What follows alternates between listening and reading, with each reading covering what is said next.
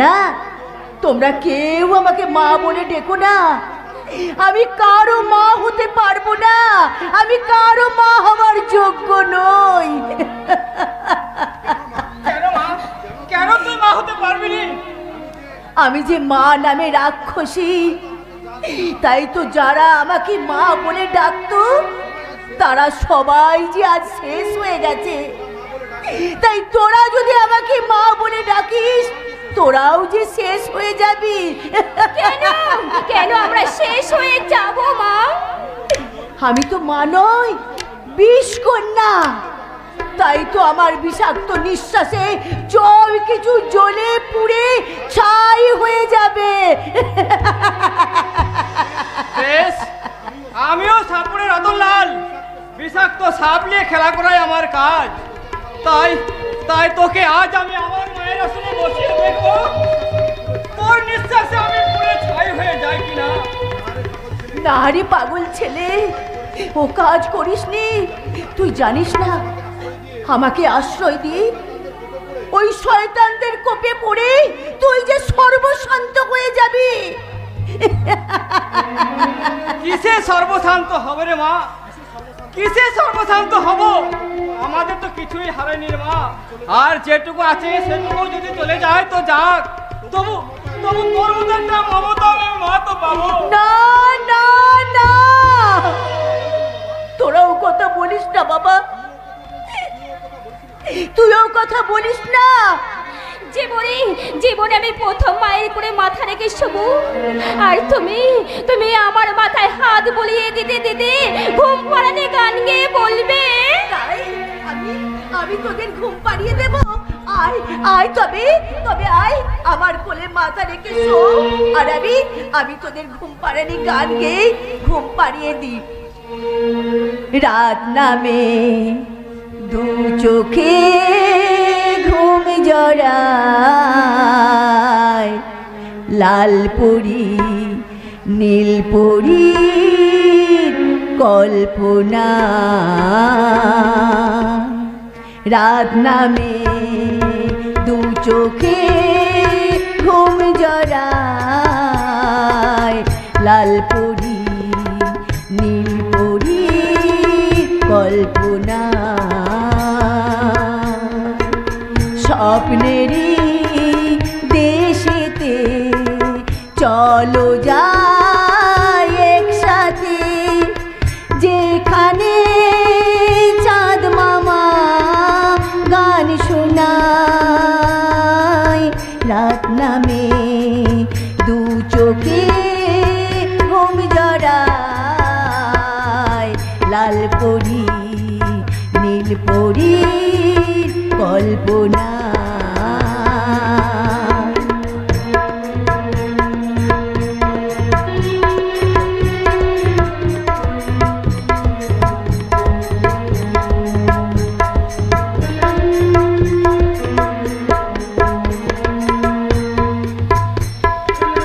জোনাকি জলিয়ার নিভে যায়, রাত পাখি আধারে ডেকে যায়।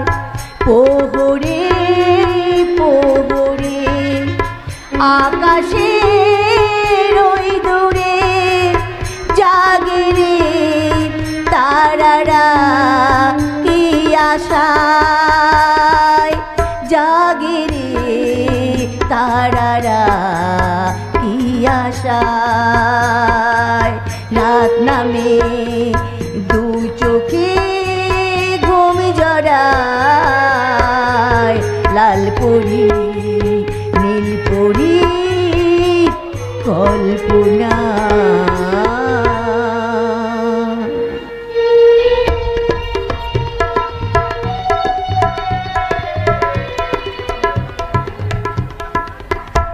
হতভাগাটা 3 দিনের মধ্যে গ্রামের বুকে পা রাখবো বলে আমাকে কলকাতা থেকে বিদায় করে দিল, অথচ 7 দিন পার হয়ে গেল, বাবুর পাত্তাই নেই।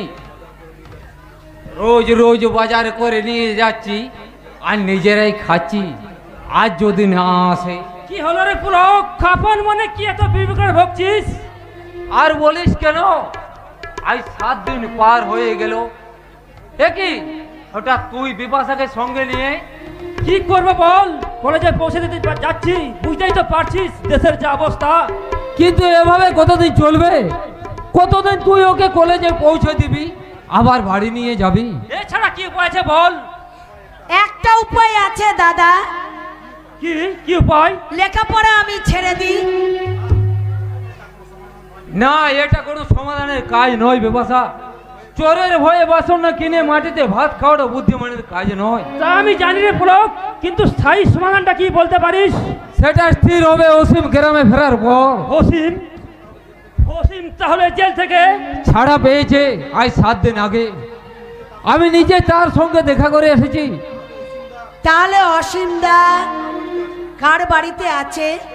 কবে কবে যাবে সে ছাড়া পেয়েছে?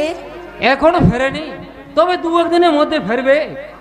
দাদা তুমি অসীম দাকে আমাদের বাড়িতে আসতে বলো না। আচ্ছা সে নয় বলবো, যাক। ওই তো তোর কোলে দেখা যাচ্ছে, এবার তুই যেতে পারবি তো? হ্যাঁ দাদা, তুমি এখন যাও, আর কোনো ভয় নেই। যাও দাদা, তুমি বাড়ি ফিরে যাও। পুলক বাজারে যাবি তো? হ্যাঁ, বাজারটা করে নিয়ে যাই। যদি হতভাগাটা ফেরে তাহলে চল একসঙ্গে যাওয়া যাক। আসি রে বিপাশা। অসীম দা বাড়ি ফিরছে, আমার যে কি আনন্দ হচ্ছে। অসীম দা ফিরে এসেই দেখবে কোনো প্রকারই হোক ওই মাসিমাকে খুঁজে বার করবে, আর ওই জীবন্ত শয়তানগুলোকে উচিত শিক্ষা দেবে। নো মাই ডার্লিং, উচিত অনুচিত সব শিক্ষাই আমি দেব। হ্যাঁ, আজ থেকে তোমাকে আর কলেজে যাওয়ার দরকার নেই। পথটা ছেড়ে দাও যদি ভালো চাও তো। পথটা ছাড়ো, ছাড়ো বলছি। ছাড়বো ছাড়বো, নিশ্চয় ছাড়বো।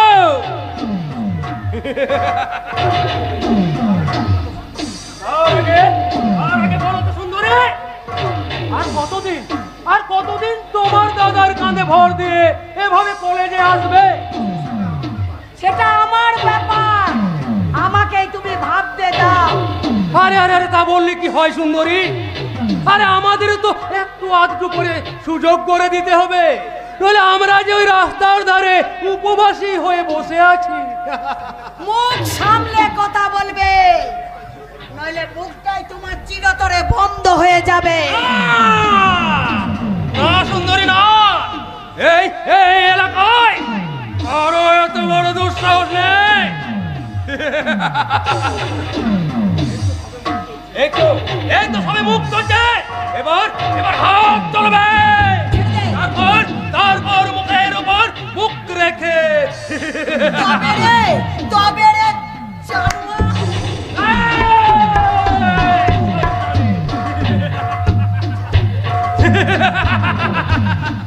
অসিতের যে শুভ দিন, দিনে দিনে বহু বাড়িয়েছে দেনা, দিতে হইবে ঋণ। তোমার দেনা আজ পাহাড় প্রমাণ আকার ধারণ করেছে, তাই তাই তোমাকে তোমার ইজ্জতের বিনিময়ে শোধ করতে হবে। আমাকে বাঁচাও, আমাকে বাঁচাও। কেউ আসবে না সুন্দরী, এই এলাকায় আমার কাজে বাধা দেওয়ার মতো দুঃসাহস কারণ নেই। ছেড়ে দে, ছেড়ে দে। মন্ত্রীর ছেলে হয়ে রাস্তাঘাটে কুত্তার মতো ঘুরছিস কেন? আজ তোকে আজ আমি পার্লামেন্টে পাঠিয়ে দিই। তবে রে শয়তান,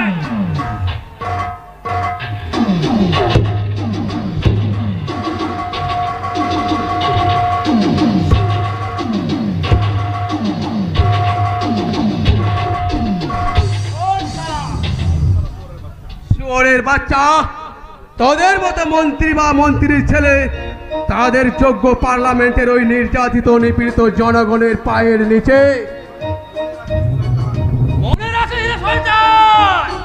এর এর প্রতিফল তোকে পেতেই হবে। তার আগেই তোর ডেড বডিটা তোর বাপ মায়ের কোলে পাঠিয়ে দিতে পারতাম, কিন্তু মশা মেরে আমি হাতে রক্তের দাগ লাগাতে চাই না।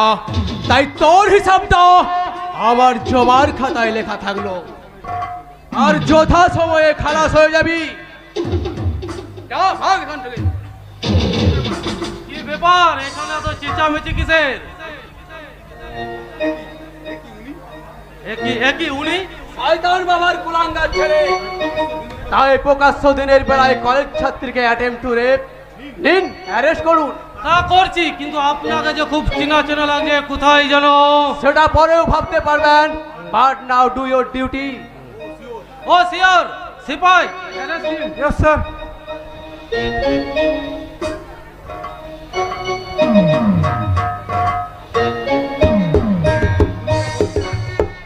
উনি যেটা বলছেন ওটাই আমার কথা। উনি সময় মতন এসে না পড়লে হয়তো আমার। ওকে স্যার, ওকে সিপাই, আসামিকে ভ্যানে নিয়ে যাও। হ্যাঁ চলুন। তবে যাবার সময় একটা কথা বলে যাচ্ছে অফিসার, দেখবো আপনার থানা আমাকে কতদিন আটকে রাখতে পারে। আর হ্যাঁ, মনে রাখ, এর নাম না জানা আগন্তুক তুই বিষাক্ত কেউ টেনে যে পা রেখেছি, তাই নীল হবার জন্য তৈরি থাকতে জানোয়ার। হ্যাঁ এবার বলুন, আপনাকে কোথায় যেন দেখেছি। দেখুন পৃথিবীটা তো গোল এবং সব সময় ঘুরছে, আর সেই সঙ্গে আমরাও ঘুরছি, আর সেই ঘোড়ার ঘূর্ণি পাকে কোথাও না কোথাও। ও ইয়েস, মনে পড়েছে, কলকাতা ঠিক এমনি এক নারীর সম্মান রক্ষা করতে গিয়ে আপনারই কোপে পড়েছিলাম, আর এখানেও তার পুনরাবৃত্তি ঘটলো।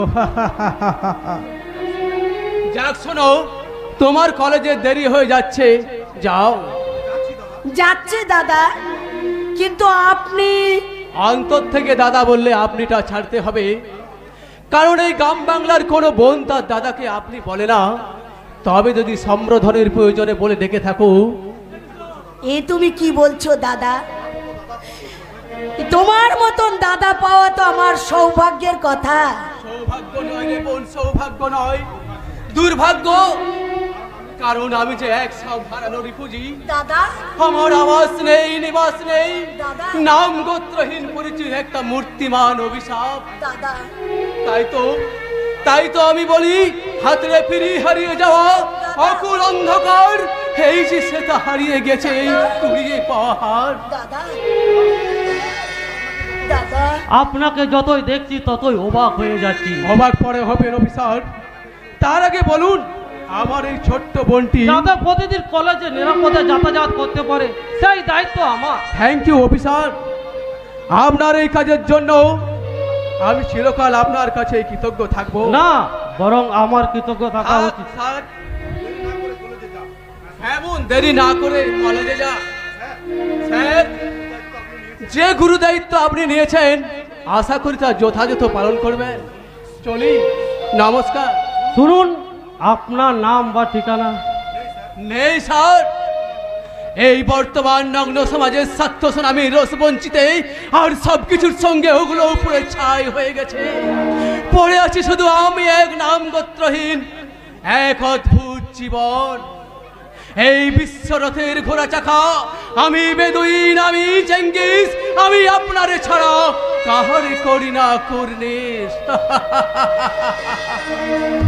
দাদা দাদা তুমি চলে গেলে, দাদা তুমি চলে গেলে। এই একটা মানুষ যে আমার ভুক খুব হৃদয় কানায় কানায় ভরিয়ে দিয়েছে, তার আদর্শ, ন্যায় নীতি আর কর্তব্য বুদ্ধি। তাহলে আমার দাদার ব্যবহারে আপনাকে জাদু করেছে? নিশ্চয়, উনি যে জাদু সম্রাট, উনার সে গুণের পরিচয় আমি কলকাতাতে পেয়েছি। তাহলে কলকাতা থেকে যখন খোঁজটা পেয়েছেন তখন উনার ব্যাপারে খোঁজ নেওয়া আপনার ডিউটি। আরে ডিউটির কথা তো আমি ভুলে গিয়েছিলাম, যখন দেখলাম একজন বলে তার দাদার খোঁজ ভালোভাবে নিলেন না। কথা দিচ্ছেন?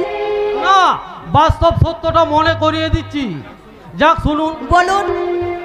আপনি এখন কলেজে যান, দুজন ছোট একটুর পর দুজন পুলিশ সঙ্গে থানায় আসবেন, আর ওখান থেকে আমি আপনাকে নিজে বাড়িতে পৌঁছে দেবো। কেমন? চলি।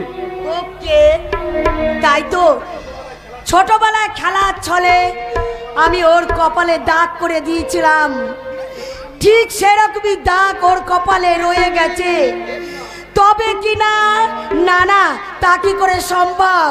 ও তো কবেই আগে ওই শয়তানদের হাতে মারা গেছে, আর সেই সঙ্গে আমার হাসি গান একেবারে সব শেষ হয়ে গেছে, শেষ হয়ে গেছে।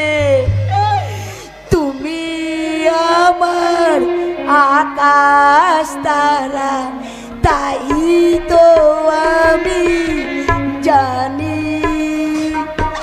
তুমি আমার আকাশ তারা, তাই তো আমি জানি। আকাশ কাঁদে, বাতাস কাঁদে, কাঁদি শুধু আমি। তুমি আমার আকাশ তারা, তাই তো আমি জানি।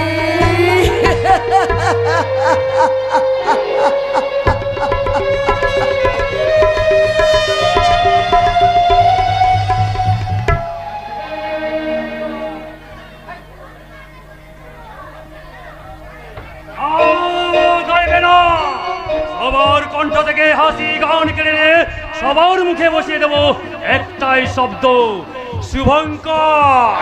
শুভঙ্কর না, এই মহান দেশের মহান মন্ত্রী ভয়ঙ্কর না।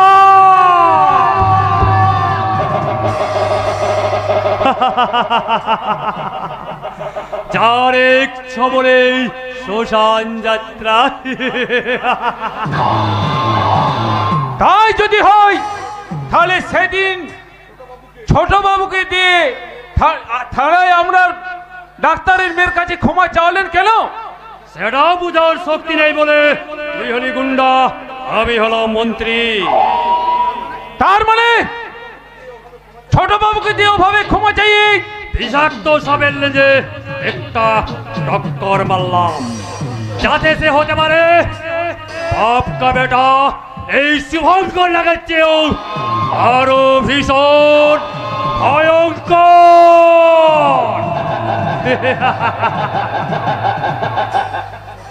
সত্যি আপনি রীতারূপে ভগবান। একটুকু পায়ের ধুলো তাই বলে পায়ের নিচে থাকতে চাস না, মনে রাখিস তোরাও হলি মানুষ। তাহলে এখন কি করবো স্যার? মদে কি রেখে গেলাসটা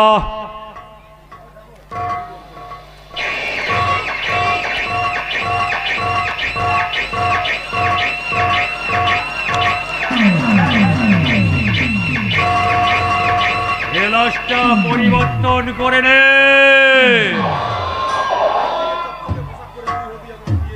আজ থেকে তুই চকচকে পোশাক পরে তুই হবি আমার পেয়ে, আর আলম আলম হবে আমার সেক্রেটারি। তাহলে আপনার পথের কাঁটাগুলো কিভাবে তুলবো স্যার? অতি সন্তরপূর্ণে, ঠিক যেমন ভাবে জঙ্গলে বাঘ মানুষ খায়।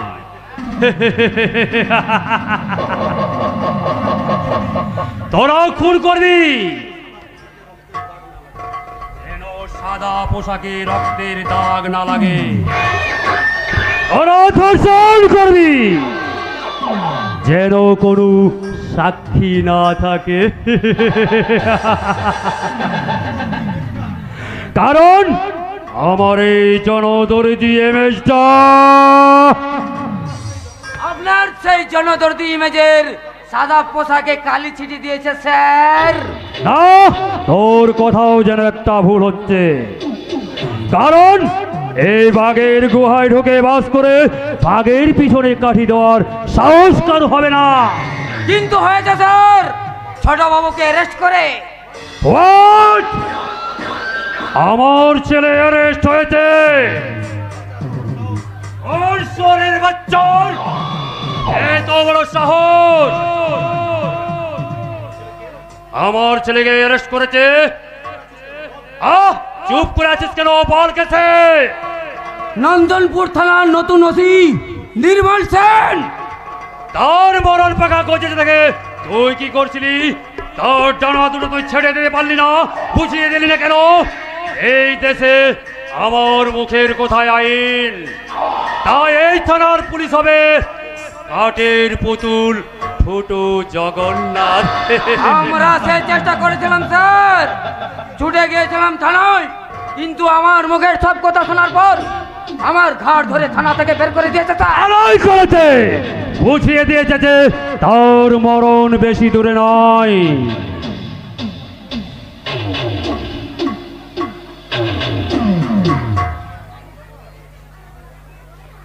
হ্যালো, আমি মন্ত্রী শুভঙ্কর নাগ বলছি। 10 মিনিটের মধ্যে আমার ছেলেকে থানা জিপে করে আমার বাড়িতে পৌঁছে দেবেন। সময় নেই, আমি নিজে। রাস্কেল! কি বলছেন স্যার? ছোটবাবু কি ছাড়া পাবে? না, ছাড়ার মতো দুঃসাহস তার নেই, তবে আমাকে থানায় নিয়ে যেতে হবে। আপনি কি থানায় যাবেন স্যার? যাব, গিয়ে তাকে বুঝিয়ে দেখবো আমার কোদের পা যেখানে থাকে সেখানে 24 ঘন্টা আগুন জ্বলতে সময় লাগে না।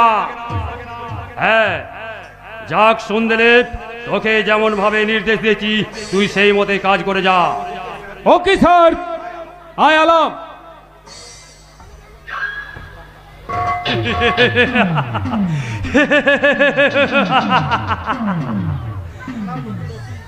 সানা নতুন ওসি ইয়ং ব্লাড, তাই জানে না এই দুরন্ত নন্দনপুরকে শান্ত করতে কতটা রক্তে গঙ্গা বয়ে গেছে। জানে না যে আমি শুভঙ্কর নাগ নই, আমি ভয়ঙ্কর ভয়ঙ্কর নাগ, যার এক ছবলেই শ্মশান যাত্রা। আপনি আমার দেখেছেন বাবা? হ্যাঁ, শুনো বিধান, আর তুমি গ্রামীণ হাসপাতালের চাকরিটা ছেড়ে দাও।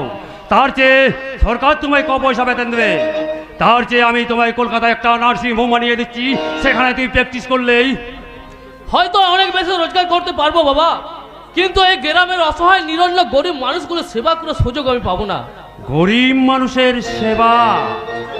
নিশ্চয়, আজ আপনি দেশের গণ্যমান্য ব্যক্তি, মাননীয় মন্ত্রী, আপনাকে নিয়ে গর্ব করার আগে আমাদের ওদের শুকনো মুখগুলোর কথা মনে পড়বে বাবা, যাদের দুহাত উজাড় করে ভোটে আজ আপনি সম্মানীয় মন্ত্রী সবার স্বর্ণ শিখরে।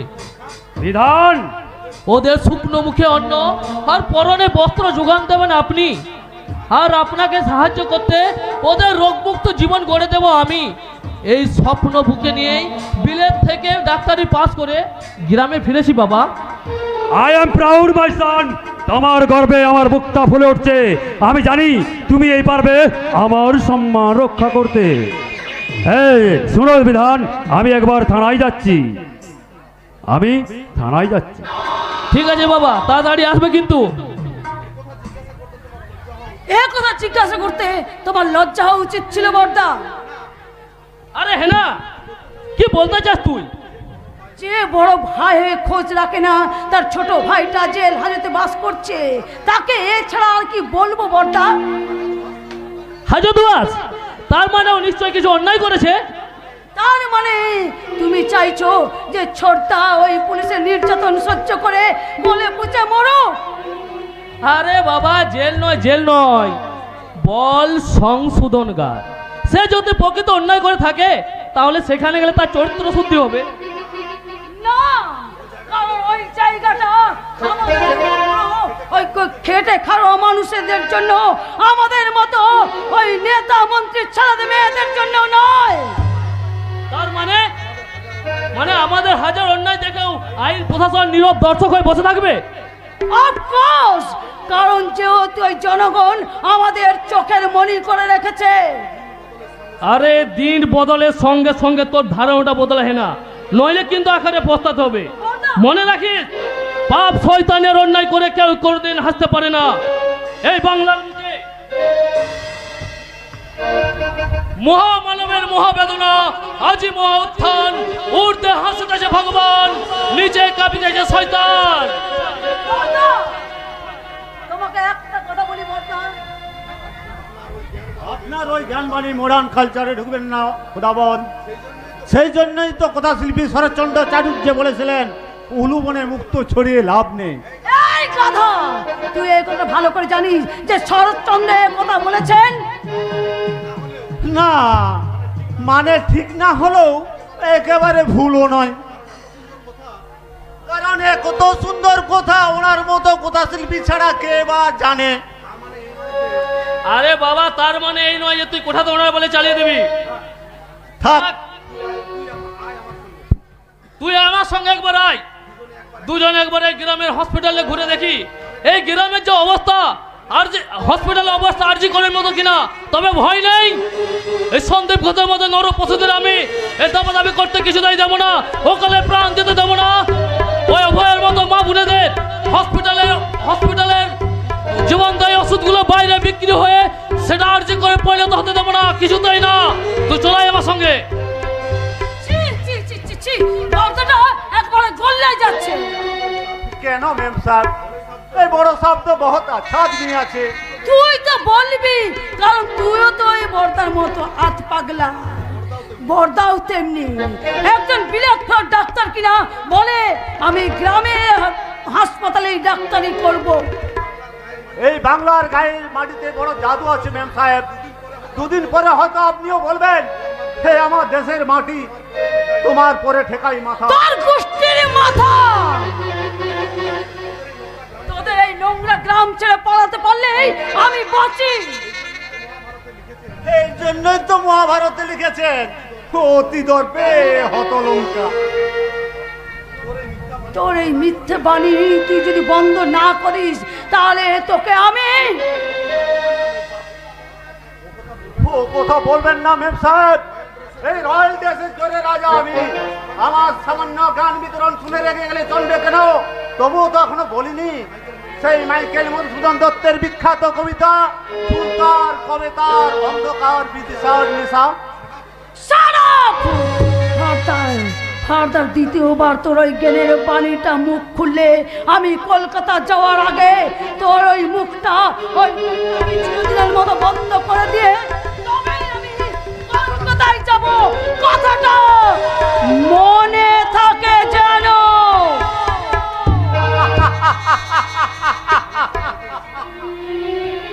মেম সাহেব রেগে গেছেন।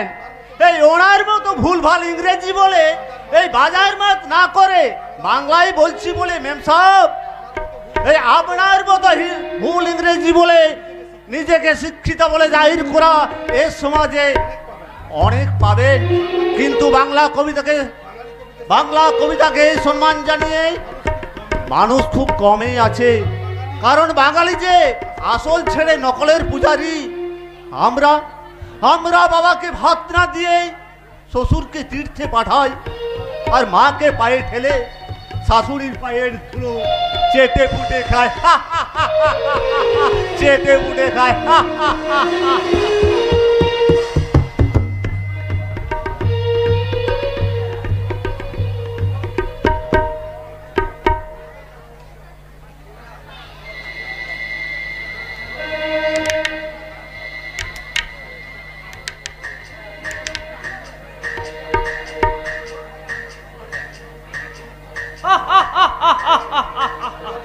আজব দেশে বাস করছি আমরা।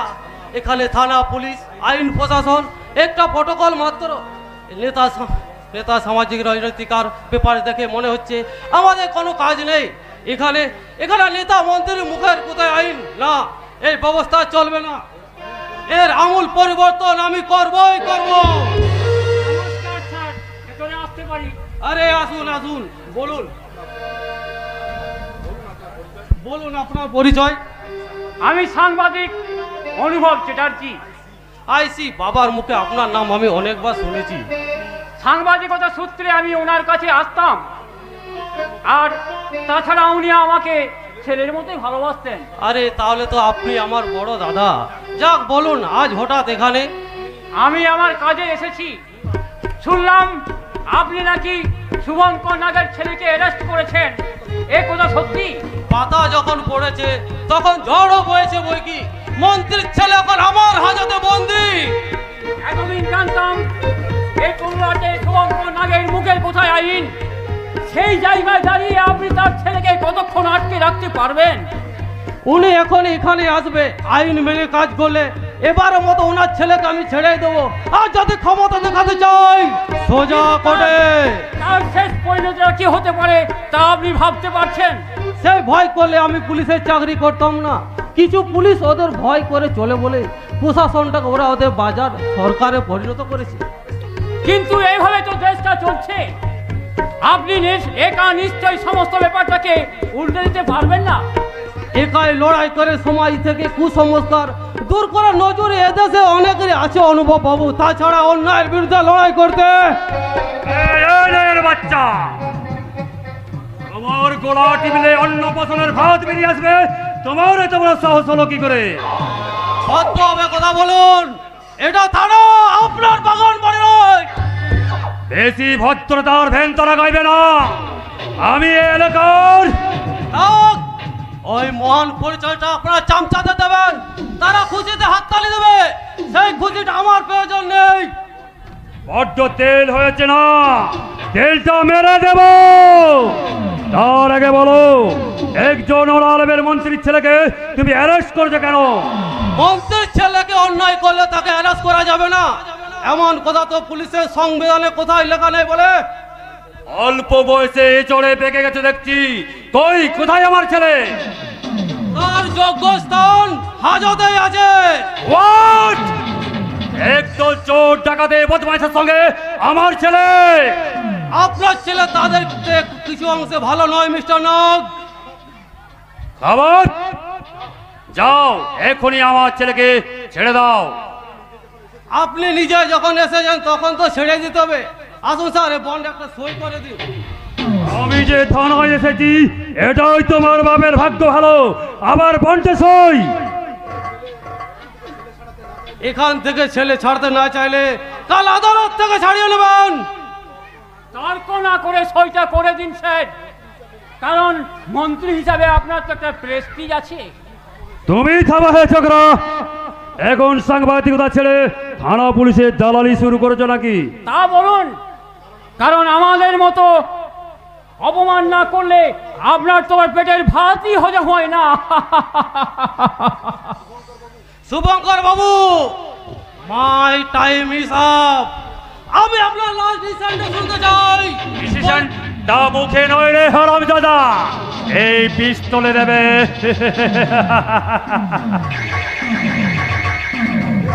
পিস্তলে নেবে, পিস্তলে। না, আমি ভয়ঙ্কর নয়, যার এক বলেই শ্মশান যাত্রা।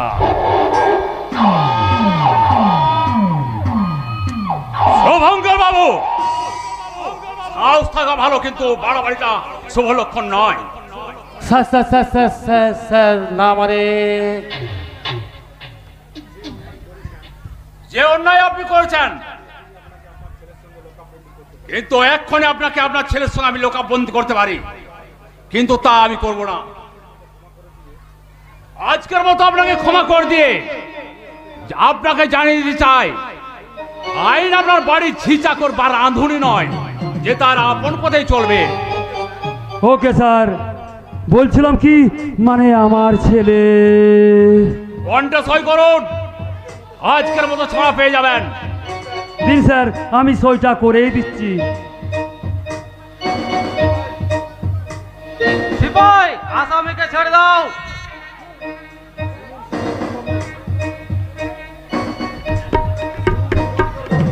শুনুন শুভঙ্কর বাবু, আপনি মন্ত্রী হয়েছেন বলে নিজেকে ভগবান ভাববেন না। যারা আপনাকে ওই আসনে বসেছেন তারাই প্রয়োজনে আপনাকে নর্দমায় ছুঁড়ে ফেলে দেবে, তাই সামঝে পথ চলুন, নইলে আখরে পস্তাতে হবে। আমাকে নয়, পস্তাতে হবে তাদের যারা ক্ষমতার অপব্যবহার করে সরাকে ধরাজ্ঞান করছে। ওই কথা তো আপনারা মনে রাখা উচিত ছিল শোভন বাবু। সাংবাদিকের বাচ্চা, তোকে এখানে আমাদের মাঝে নাক গলানোর সাহস কে দিয়েছে? বাবু, যদি পুনরায় লোকাবে ঢুকতে না চান, ভদ্রভাবে এখান থেকে বেরিয়ে যান। যান বলছি। যাচ্ছি যাচ্ছি অফিসার, যাচ্ছি। তবে যাবার সময় একটা কথা বলে যাচ্ছে অফিসার, আপনার আজকের এই ভুলের মাসুল অফিসার একদিন আপনাকে দিতেই হবে। What nonsense! তোমার এত বড় সাহস যে তুমি আমার তলে দাঁড়িয়ে! অফিসার, সাহসটা আমার বরাবরই। তাই এ কথা সত্যি করে আমি প্রমাণ করে দেব যে এখানে পুলিশের দাদাগিরি চলবে না। আর শুভন হচ্ছে নাকি এখানে এসপি সাহেব আছে। ও শালা কোন সাহেব টাইপ আমি মানি না। আগামী 7 দিনের মধ্যে আমাকে অসম্মান করার যোগ্য জবাব যদি আমি দিতে না পারি, তবে আমি প্রতাপশালী মন্ত্রী শুভঙ্কর নাগের পুত্র বিনোদ। শুনুন শুভঙ্কর বাবু, ওষুধ যেই তৈরি করুক না কেন, তা প্রয়োগ করে ডাক্তার সুস্থ হয়ে ওঠে মানুষ। তাই সমাজে ডাক্তারের এত কদর। তেমনি আইন আপনারা তৈরি করলেও প্রয়োগ করি আমরা। আর সেই আইনের ফাঁদে আপনার ওই বেয়াদব ছেলে একবার জড়িয়ে পড়লে আপনি মন্ত্রী হয়েও সেই ফাঁদ কাটতে পারবেন না। Be careful, it is my last warning. Okay sir. কথাটা কি জানেন, আজকালকার ছেলে তো, তাই কিছুতেই বসে রাখা যায় না। তবে আমি চেষ্টা করে দেখব কি করে তোমাদের বিদায় ঘন্টা বাজানো।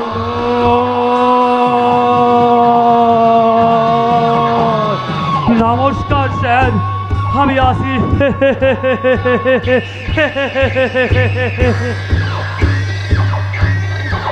আমি বুঝতে পারি না এরা এত ক্ষমতা দেখায় কেন? জনগণের একটা আঙুলে চাপে যাদের উত্থান পতন, তারা নিজেদেরকে সর্বশক্তিমান ভগবান ভাবেন কেন? ওদের সেই চাওয়া কোনোদিনই পূর্ণ হবে না। সব দেশে দেশ কথা, এই দেশে বলে জনগণ। যাক বাবা, আপনি হঠাৎ এখানে। হ্যাঁ, তুমি শুভঙ্করকে ও শুভঙ্কর নাগের ছেলেকে বিনা দোষে অ্যারেস্ট করে নির্যাতন করেছো। ওনার ওই অভিযোগের ভিত্তিতে আমাকে এখানে আসতে হয়েছে। তাহলে আপনি ওনার কিছু বললেন না কেন? কোনো প্রয়োজন নেই। উনি তোমাকে ছেড়ে করতে গিয়ে নিজের জালে নিজেই জড়িয়ে পড়েছে, আর তাতে উনি কেউটার থেকে জল ধরা হয়ে গেছেন। আবার উনি হয়তো গোখুরে হয়ে ঘোড়া তুলবেন যখন আগামীকাল সংবাদপত্রের প্রথম পাতায় এই ছবিটা দেখবেন। ছবি? কি ছবি? কখন তুললেন আপনি? উনি আপনার দিকে পিস্তল তাক করতেই ছবিটা আমি ক্যামেরা বন্দি করি। জানি এই ছবি ছাপলে আমি ওনার রুসানলে পড়ব, তবু ওনার শিরে সর্পাঘাতের এমন একটা সুবর্ণ সুযোগ আমি হাতছাড়া করব না। Of course, don't worry my boy. আমার ছেলে নির্মল তোমার যে কোনো বিপদে সব সময় তোমার পাশে থাকবে। তাছাড়া ইংরেজ সরকারের শত অত্যাচারে যে সংবাদপত্রের কণ্ঠনালী চেপে ধরতে পারেনি, তার কণ্ঠরোধ করবে ওই শুভঙ্কর না। কতটুকু ক্ষমতা ওনার যে এই দেশটাকে ধ্বংস করবে, যেদিকে কোটি কোটি হিন্দু, মুসলিম, বৌদ্ধ, শিখ, জৈন, খ্রিস্টান, বৌদ্ধ সব ভারতবাসী সহবেদে কণ্ঠে বলে উঠবে, सारे जहां से अच्छा हिंदुस्तान हमारा हमारा, सारे जहां से अच्छा हिंदुस्तान हमारा हमारा, सारे जहां से अच्छा। बुलबुला है उसकी ये गुलसिता हमारा हमारा, सारे जहां से अच्छा, सारे जहां से अच्छा।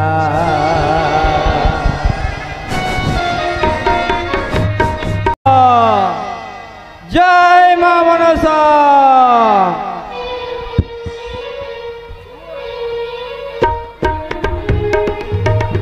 এই কাচ্চা বাচ্চা চেনা বুড়া কে কোথায় আছো গো? মা মনসার বাহন লই আসি। এই সাপের খেলা দেখে যাও। এই মা মনসা দুষ্ট থাকলে কোনো ভাই ডর নাই। জয় মা মনসা।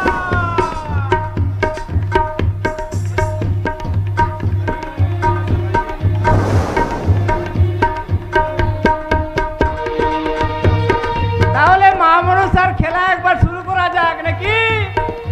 নাকি যদি 2-4 পয়সা হয়?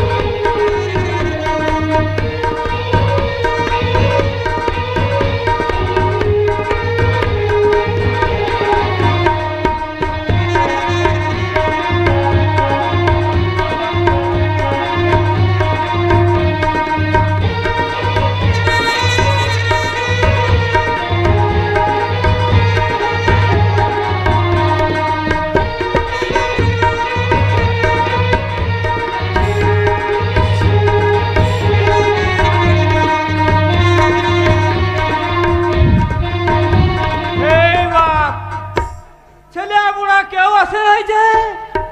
এই বুড়াকার ছেলে মেয়েগুলো সব গেল কোথায়? আমার সাপের খেলা কেউ কোথাও যায়নি রে দাদা ভাই, সবাই ঘরে বসে সিরিয়াল কিংবা টিভিতে সিনেমা দেখছে। তাহলে আমার এই সাপের খেলা আজকের মানুষের মন ভরাতে পারবে না রে দাদা ভাই। সবাই এখন সাপের খেলা, ভাদু গান, টুসু গান, কবির লড়াই, যাত্রা, নাটক সব তুলে দিয়ে ঘরের কোণে টিভি নিয়ে শুয়ে আছে। কিন্তু কিন্তু ওগুলো যাদের পেটের ভাত জোগায় তারা বললো কি বাঁচলো, তাতে এই সমাজের কি যায় আসে রে দাদা ভাই? তারা তো এই সমাজের এখন আবর্জনা। সেই আবর্জনা সুপে মাকে ফেলে তুই এখানে ছুটে এসেছিস? কিন্তু পেটের জ্বালা তো নিষেধ মানছে না রে দাদা ভাই। আমি জানি তুই সাপের খেলা দেখে আগের মতো মানুষ আর তোকে পয়সা দেয় না, তাই অভাব আমাদের নিত্য সঙ্গী। পেটের খিদের জ্বালায় আর অসুস্থ মায়ের ওষুধের পয়সাকে জোগাড় করতে না পেরে তুই এখানে ছুটে এসেছিস? কিন্তু কিন্তু কি করার ক্ষমতা আছে তোর? সংসারের অভাব মেটাতে। কি করবি তুই? মানুষের মনের খোরাক চুকাবো। যদি কিছু না হোক এই সংসারে দুবেলা দুমুঠো ভাত তো জুটবে রে দাদা ভাই। কিন্তু কিন্তু কিভাবে? কি করতে চাস তুই? নাচ গান, আজকের মানুষের চপ আর উপদান। রানী, আজকের মানুষ ভালো জিনিস চায় না রে দাদা ভাই, নোংরা পোশাক আর খ্যামটা নাচ। তোর ওই সাপের খেলাচ্ছে এই শ্রোতাদের মন অনেক বেশি ভরাতে পারে। তাই আমার শরীর থেকে নাচ গান আর মাদকতা বেরিয়ে আসতে ওগো ভদ্র মানুষের দল, তোমরা চোখ মেলে চেয়ে দেখো আর কান পেতে শোনো এক বেদের মেয়ের নাচ আর গান। ও বাবু সেলাম বারে বার, নাম কি আমার রানী মানুরামে থাকে রাখার পার। ও বাবু সেলাম বারে বার, নাম কি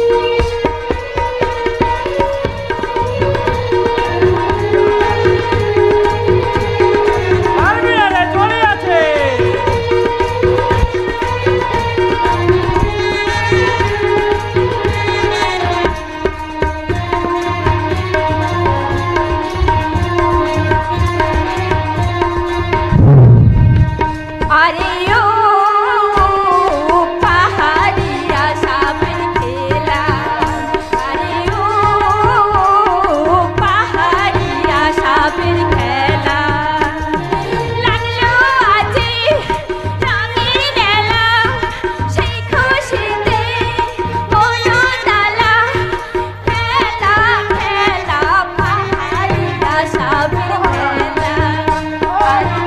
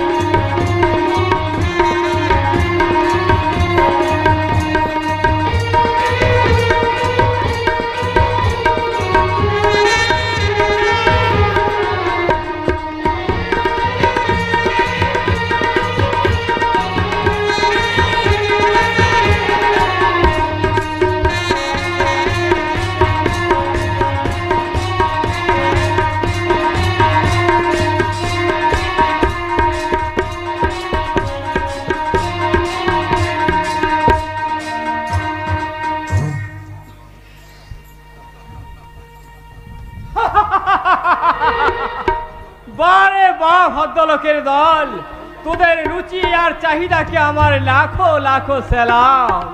কিন্তু কিন্তু কে শুনবে আমার এই আজব দুনিয়ার গাজব কাহিনী? আমি শুনবো, আমার মালিক শুনবে। আর আগে তার মানে এটা কি? তোর বইনের সুরতের কিমান, ইতনা মিষ্টি সুরত और गाना ওতে ঘাটে মানায় না রে সালা সাপুড়ে। তাই তোর বহিনকে মালিকের বাগান বাড়ির ফুল বাগিচায় সাজিয়ে রাখবে। চকচকে পোশাক পরা ভদ্রবেশী জানোয়ার, আর তুই যদি টাকা দিবি তাহলে যা বাড়িতে গিয়ে তোর বোনকে সেখানে সাজিয়ে রাখ, আরো আরো বেশি টাকা পাবি। চুপ রাখ। আমার বোনের গায়ে আরেকটা হাত লাগালে তোর ঘর থেকে মনে ছেড়ে দেবো শয়তান। তুই আমার কিছুই করতে পারবি না।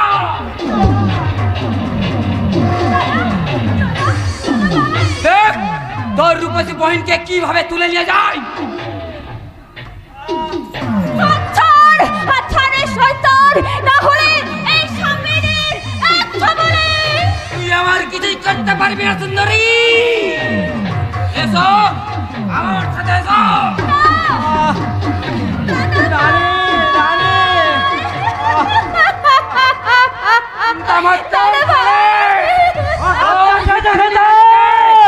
বাগান বাড়িতে রাজরানি করতে নিয়ে যাচ্ছি। তোর ঘর থেকে মুন্ডুটা নামিয়ে দেবো। আরে ডাক্তার বাবু যে স্টেথোস্কোপ ছেড়ে হেসো ধরেছেন যে। তোদের মতন চ্যানেলকে সাহায্য করতে মাঝে মাঝে হাসে তো তাই। তাই নাকি ডাক্তার? কিন্তু পুরনো মারের ঘাগুলো শুকিয়ে গেছে বুঝি? না, সে ঘা শুকাবো তোদের রক্তে স্নান করার পর। তাই বুঝি হেসো হাতে ছুটে এসেছেন। কিন্তু আপনি কি জানেন বর্তমানে এইসব যন্ত্রগুলো সব সবজি কাটার কাজে লাগে। লড়াইয়ের ময়দানে একটা বাচ্চা ছেলের হাতে থাকে বোমা কিংবা পিস্তল। মরার জন্য প্রস্তুত হও ডাক্তার। না, ডাক্তার বাবু তুই কোনো ক্ষতি করতে পারবি না। ডাক্তার বাবু আপনি চলে যান এখান থেকে। তাই কি কখনো হয় রে মা?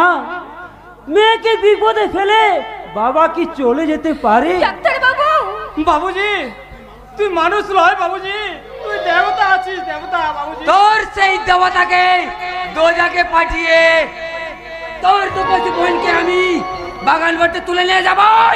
মৃত্যু তোমায় কাছে ডাক্তার। তার আগেই তোর যদি বাঁচতে চাস তাহলে হাত পিস্তলটা আমার হাতে দে। কে কে তুই জানোয়ার? জানোয়ার আমি নই, আমি তোর জীবনের পীর পয়ঙ্গর। তাই তোর জীবনটা আমি তোকে ভিক্ষা দিলাম, যা ফোট এখান থেকে। কি আমার সাথে এত বড় ধোঁকাবাজি? না, ধোঁকাবাজি নয়, এরই নাম বুদ্ধি আর কৌশল, যেটা তোর মধ্যে নেই। যা আউট। সেদিন ওই ডাক্তার বাবু ছেড়ে দিয়েছে, আজ আপনি এদের ছেড়ে দিলেন। এদেরকে যদি আপনারা ছেড়ে দেন তাহলে এইসব শয়তানগুলো শেষ হবে কবে? যেদিন ওদের পাপের 16 কোলা পূর্ণ হবে সেদিন। ওদের পাপের তরি পূর্ণ হতে কি আছে বাবা? ওরা তো পাপের জমিদারি কিনে নিয়েছে বাবুজি। জানি, তবু এই মুহূর্তে ওর আমি কিছু ক্ষতি করব না। কারণ কারণ কারণ এটা কালীতলা মায়ের পবিত্র স্থান। এটা মায়ের পবিত্র স্থান, তাই এই মায়ের পবিত্র স্থানে ওর মতো একটা শুয়োরকে বলি দিয়ে এই মায়ের স্থানটা আমি নষ্ট করতে চাই না। বোকাবাজ বন্ধ কর বেদব। ধীরে রজনী ধীরে, এত উতলা হলে চলবে কি করে? কারণ এটা যে কালীতলা, তাই তোমাকে আমি ঠিক সময়ে এই বদ্ধভূমিতেই বলি দেব। তার আগে তোকে আমি খালাস করে বুঝে দেবো রে জানোয়ার। এই চিকজঙ্গে Alam is a living terror. তাকে অপমান করার কি ফল, কি ভীষণ, কি ভয়ঙ্কর।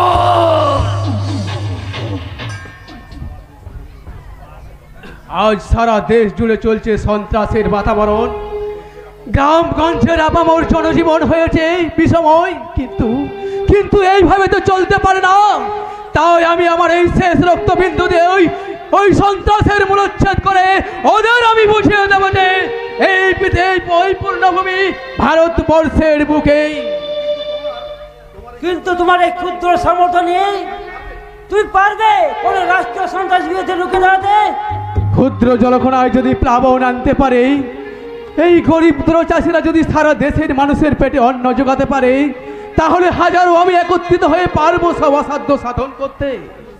তোর সেই বিশাল যজ্ঞে যদি আমার প্রাণটা আহুতি দিতে লাগে বাবুজি, তুই বলিস তোর কথায় আমরা হাসতে হাসতে মৃত্যুবরণ করব, তবু দেশের মানুষগুলো একটু সুখে থাক বাবু, একটু শান্তিতে থাক, একটু সুখে থাক বাবু।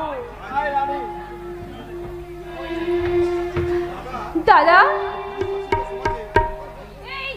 এই পুরুষ শাসিত সমাজে নারীর মূল্য কতখানি তা আমি জানি না দাদা।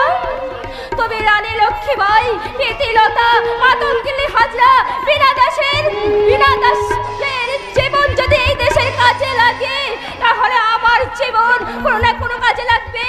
তাই যখন প্রয়োজন হবে তোমার এই ছোট্টটাকে, তোমার এই বোন তার জীবন বাজি রেখেও তোমার পাশে ছুটে আসবে দাদা।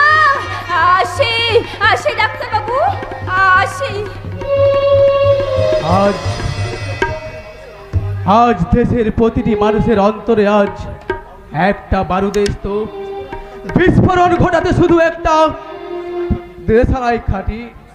সে দেশালাই খাঁটি হওয়ার সাহস ও বুদ্ধি তোমার মধ্যে আছে, তা আমি জানি। কিন্তু কেন তুমি সে দেশালাই খাঁটি হবে? কি তোমার স্বার্থ?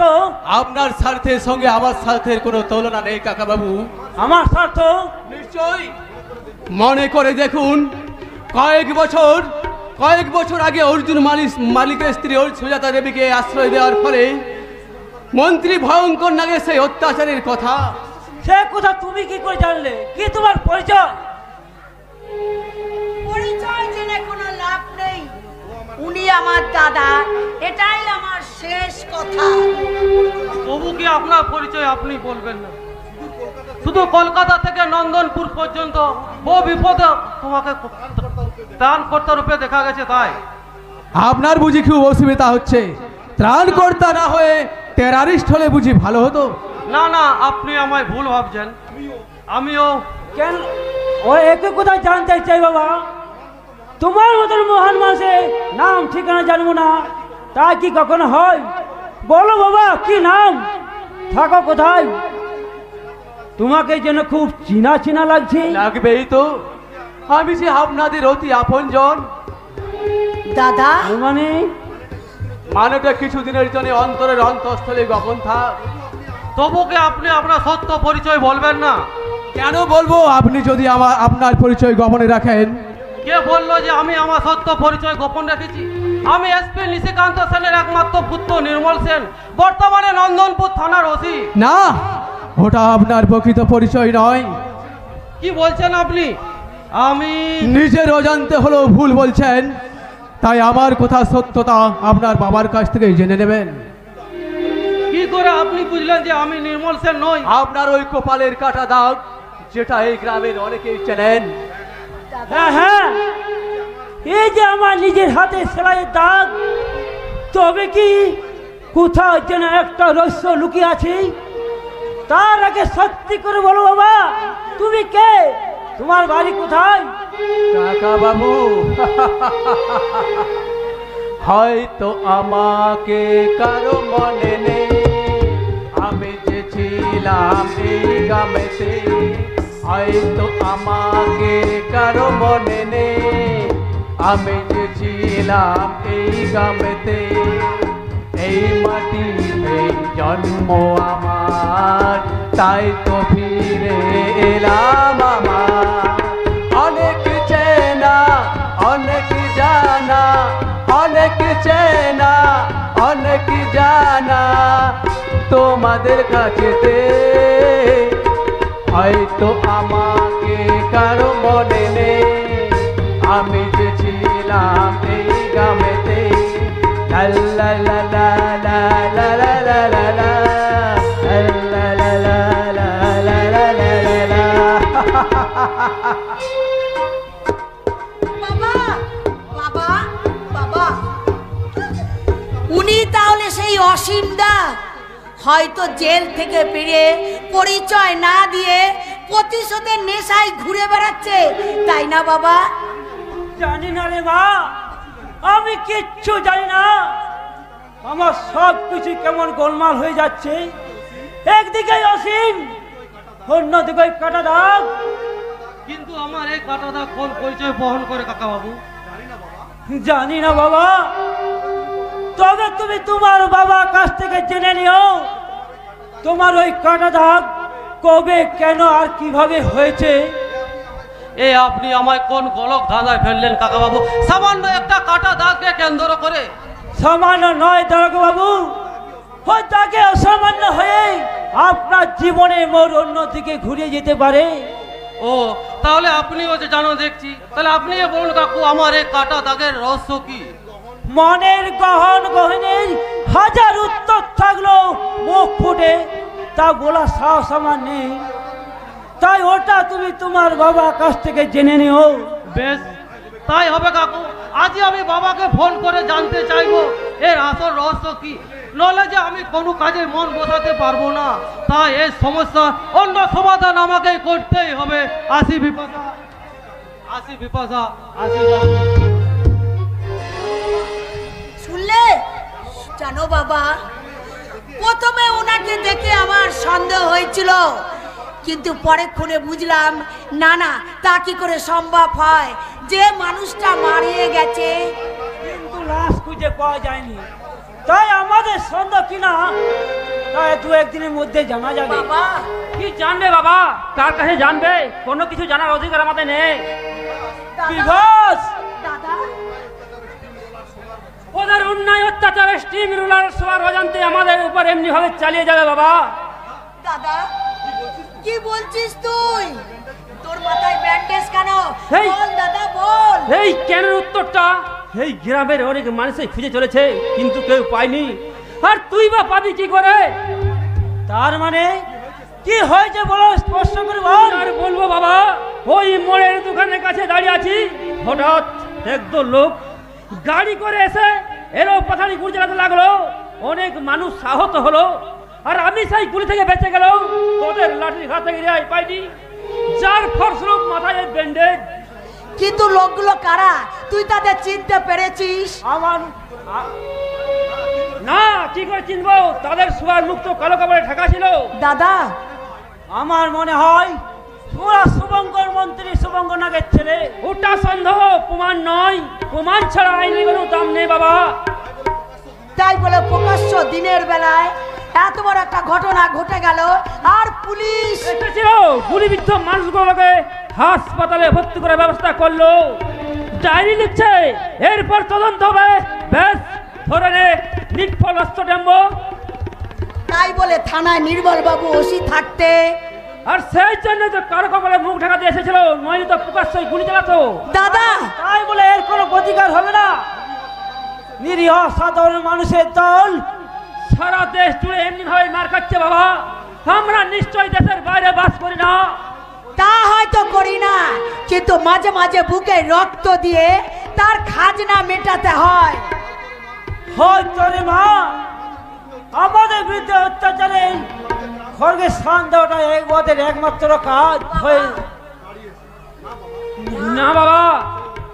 সে অত্যাচারী হাত মুজে ধরার দিনবার এসে গেছে, কিন্তু কবে কিভাবে কার হাত ধরে আসবে ওই শুভ দিন?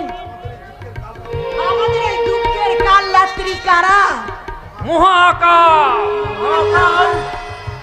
হ্যাঁ বাবা, মহাকালের প্রলয় নৃত্য শুরু হয়েছে। তার এই ছন্দে ফেপে উঠেছে অত্যাচারী মন্ত্রী সুরঙ্গনগরের একমাত্র সম্রাট। এবার বাপ আর পাবি দুই ধ্বংস হবে। কি বলছিস তুই? আমি তো তোর কথা কিছু বুঝতে পারছি না। প্রথমে আমিও বুঝতে পারিনি বাবা, পরে যখন বুঝতে পারলাম তখন সোজা হয়ে দাঁড়িয়েছে। ওদের আঘাতের বিনিময়ে প্রত্যাঘাত ফিরে দেওয়ার জন্য। তাই শুধু একটা কথা শুনে রাখো, 2002 সালে একটা সুনামি পৃথিবীর কাটিয়ে দিয়েছিল, আর এই 2024 সালে মহাকাল রূপী সুনামি এই নন্দনপুরের পাপের আকারে ধ্বংস করে নিয়ে আসবে এক নতুন দিগন্তর, একটা নতুন সকাল, একটা নতুন সকাল।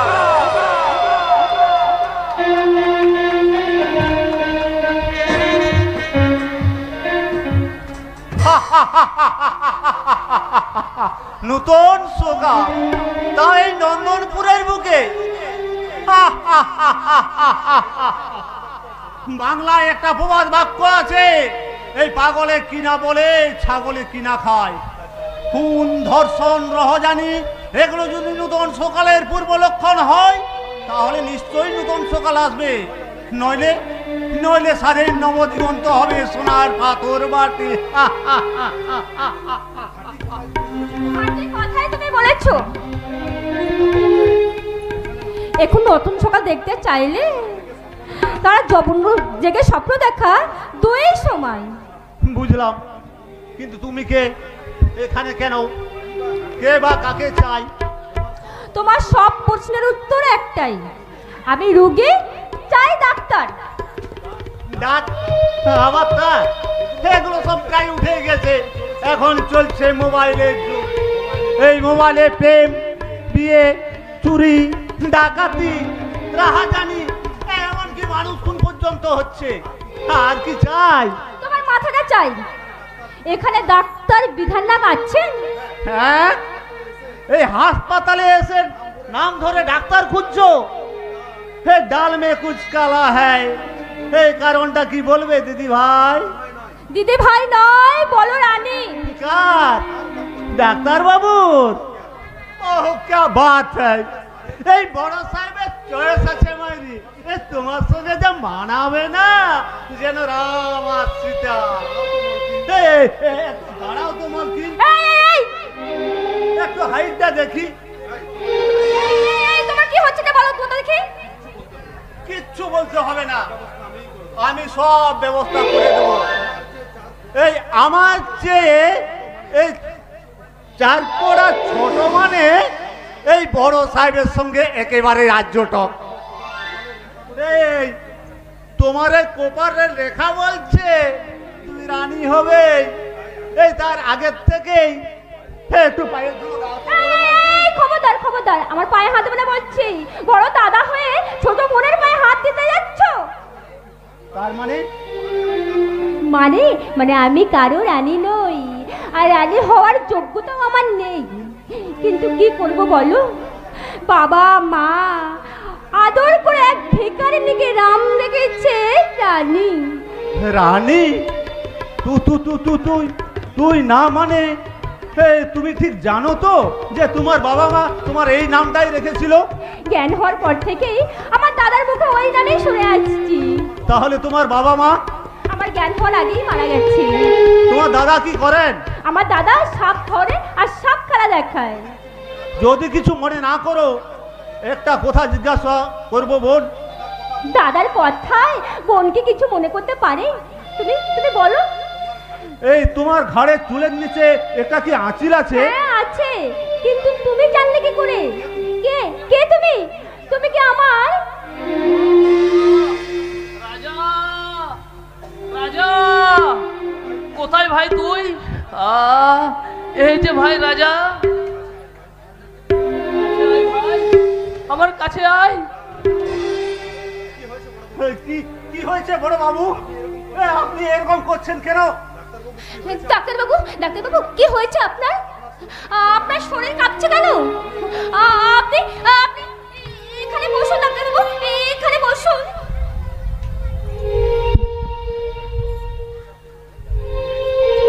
কে?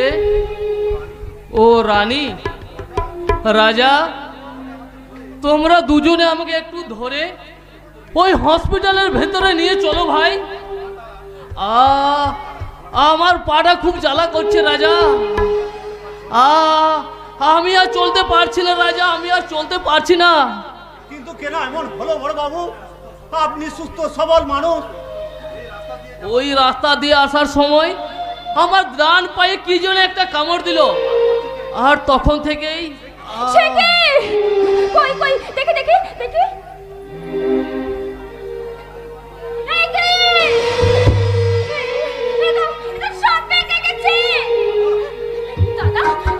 তুমি ডাক্তারবাবু কাইটা খুলে আমাকে দাও। এই যে দিচ্ছি বোন, এই যে দিচ্ছি।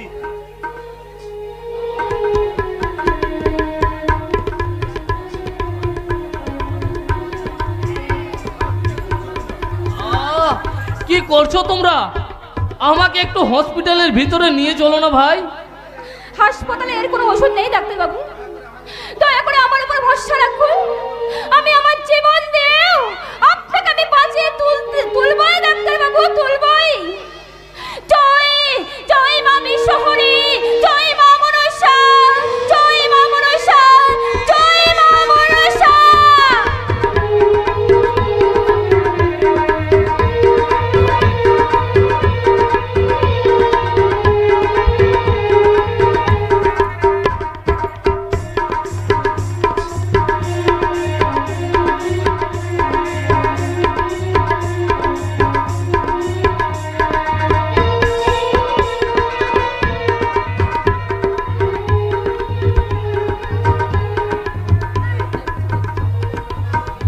আসুন স্যার, আয় দেখুন আপনার ছেলে।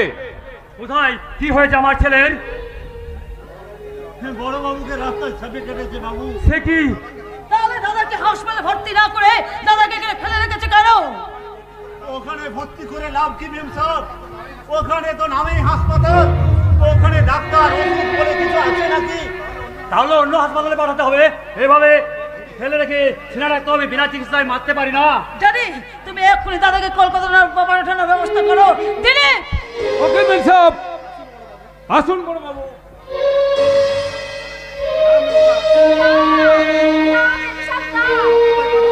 কলকাতায় পাঠাতে হবে না ডাক্তারবাবু। ডাক্তারবাবু নিশ্চয়ই এক্ষুনি সেরে উঠবেন। না, ওই ওই মন্দাদা আমলের নীতি বা আমি মানি এই যুগে অচল। তাই তাই তোমাদের ওই গাছ গাছরা জড়িয়ে বুটি আমিও একদম বিশ্বাস করি না। বিশ্বাস করুন গো ম্যাম সাহেব, বিশ্বাস করুন। এই দেশের গাছ গাছড়া আজও কথা বলে। এই দেখুন এই জড়িবুটি। দেখি ডাক্তারবাবু কি হয়েছে? জানি সব সব দেখি ডাক্তারবাবু।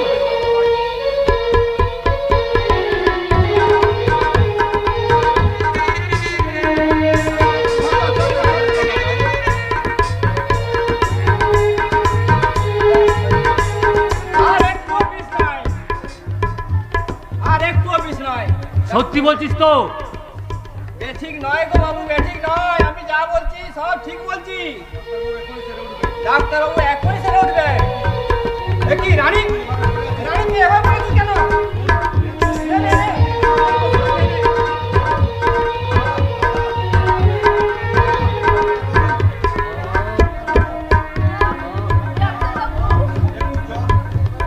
জল, একটু জল।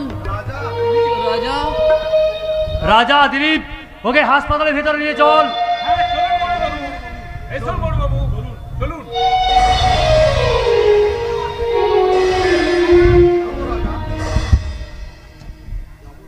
যাবো রাজা, কিন্তু রানী? ওসব ভাবতে হবে না বড়বাবু, ওখানে হাসপাতালে চলুন। রতনলাল, রানী, আমি তোমাদের ঋণ কোনোদিন শোধ করতে পারবো না।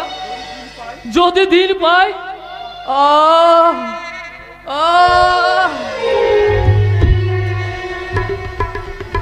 রানী, রানী, দেখ দেখ, তোর কষ্ট বিফল জানি রে বোন।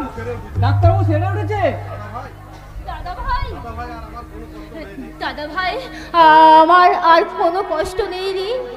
ডাক্তার বাবু যখন সেরে উঠেছেন তখন আমার পারিশ্রমিক বাবদ এই নাও 500 টাকা। আশা করি এতে তোমাদের লোকসান হবে না। না না বাবু, না, আমার আপনি ক্ষমা করবেন।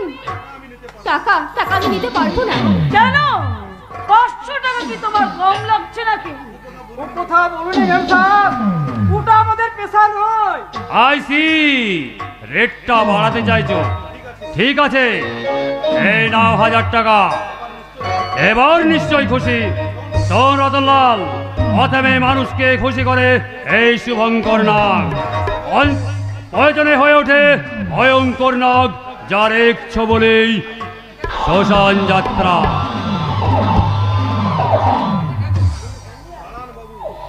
দাঁড়ান দাঁড়ান বাবু, আপনার তার টাকাটা নিয়ে যান। কেন কেন নিয়ে যাবে কেন?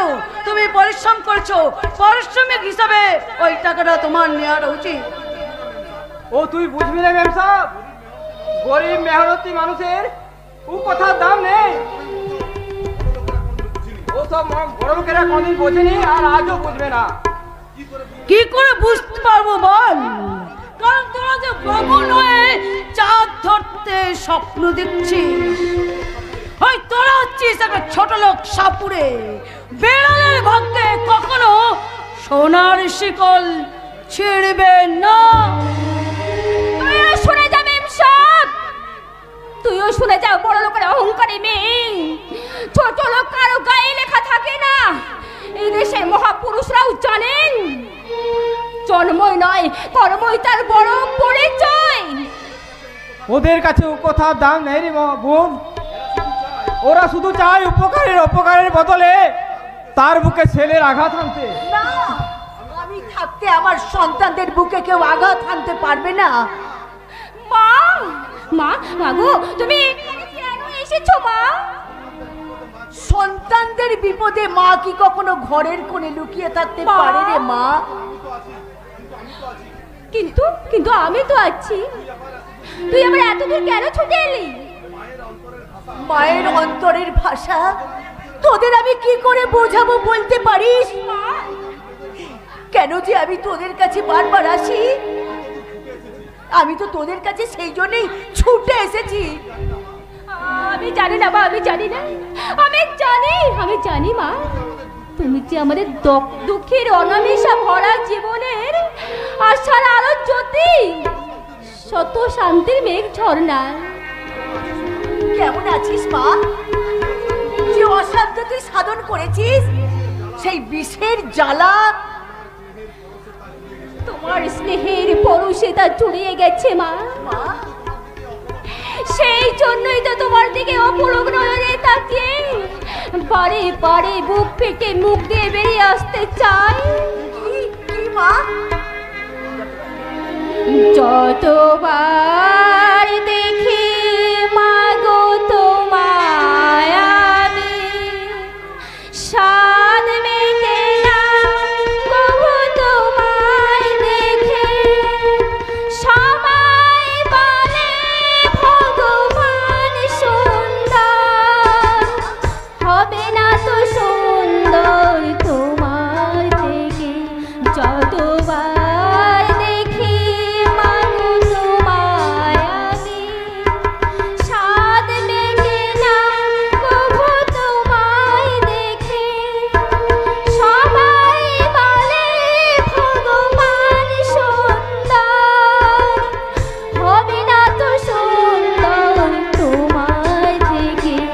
কতবার দেখে মাগো তোমায় আমি।